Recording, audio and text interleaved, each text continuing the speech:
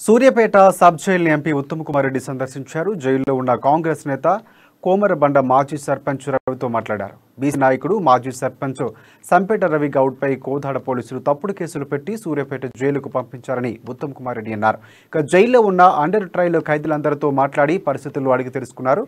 రవిగౌడ్కు న్యాయ సహాయంతో పాటు అతని కుటుంబ సభ్యులకు సంపూర్ణంగా ఆదుకుంటామని ఆయన హామీ ఇచ్చారు. పోలీసులకు ఉపయోగించి కేసీఆర్ కాంగ్రెస్ శ్రేణులు ఇబ్బందులు పెడుతున్నారని, కేంద్రంలో మోదీ, సిబిఐ అలాగే ఈడీ, ఐటీలు దుర్వినియోగం చేస్తున్నారని మండిపడ్డారు.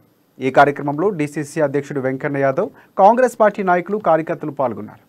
పంపించడం జరిగింది. అతన్ని పరామర్శించడానికి, ధైర్యం చెప్పడానికి నేను రోజు జైలుకు వచ్చిన. ఎంత విచిత్రమైన పరిస్థితి అంటే డిఎస్పీ వెంకటేశ్వర రెడ్డి ఆయన ఒక ఆంధ్ర, ఆయన అసలు తెలంగాణలో ఆయనకి ఏం పని ఉందో మనకు తెలియదు. ఆయన పూర్తిగా సైద్ రెడ్డికి, బొల్లం మల్లయ్య యాదవ్కి ఒక బంటులా పనిచేస్తున్నాడు. అసలు ఒక పోలీస్ అధికారి ఈ విధంగా వ్యవహరిస్తారని సిగ్గుచేటు. ఈయన మీద కేసు ఏంటిది? రవి గౌడ్ మీద ఒక ఎస్సీ కుటుంబము భార్యాభర్తలు విడిపోవడానికి ఈయన పెద్ద మనిషి. అయితే భర్త భార్య కొన్ని పైసలు ఇచ్చిండు. ఆ పైసలు సరిపోలేదో ఏదో జరిగింది.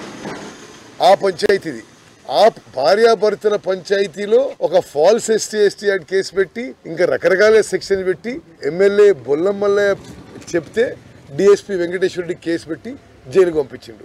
మరి మేము కూడా ఎవరిని వదిలిపెట్టాము. ఇది తప్పనిసరిగా మిత్తితో వసూలు చేస్తామని చెప్పి కూడా మేము హెచ్చరిస్తున్నాం పోలీసులని.